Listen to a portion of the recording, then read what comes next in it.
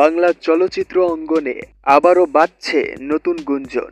নির্ভরযোগ্য সূত্রে জানা গেছে, চুপি সারে শুরু হয়েছে জনপ্রিয় অভিনেতা আরিফিন শুভর নতুন একটি অ্যাকশন সিনেমার শুটিং। তবে এখনও পর্যাপ্ত কোনো অফিসিয়াল ঘোষণা না আসায় সিনেমাটির নাম ও পরিচালকের বিষয় পুরোপুরি গোপন রাখা হয়েছে। তবে শুটিং সেট থেকেই বেরিয়ে এসেছে আরিফিন শুভর একটি চমকপ্রদ ইন্টেন্স লুক, যা ইতিমধ্যে সোশ্যাল মিডিয়ায় আলোড়ন তৈরি করেছে। রাফ ইজ রাগড স্টাইল, তীক্ষ্ণ দৃষ্টি, পুরোপুরি অ্যাকশন মোডে দেখা গেছে এই তারকাকে।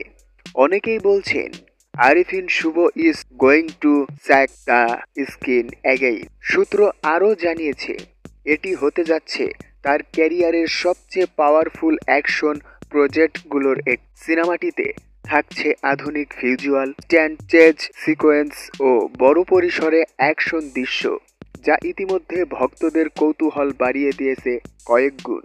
সবচেয়ে বড় প্রশ্ন এখন একটাই, এই গোপন অ্যাকশন মিশনের আসল নাম কি আর কে আছেন পরিচালকের চেয়ারে? অফিসিয়াল ঘোষণা না আসা পর্যন্ত আমাদের চোখ থাকবে আপডেটের দিকেই। তবে এক কথা নিশ্চিত, Arifin Shuvo is coming and he is coming strong.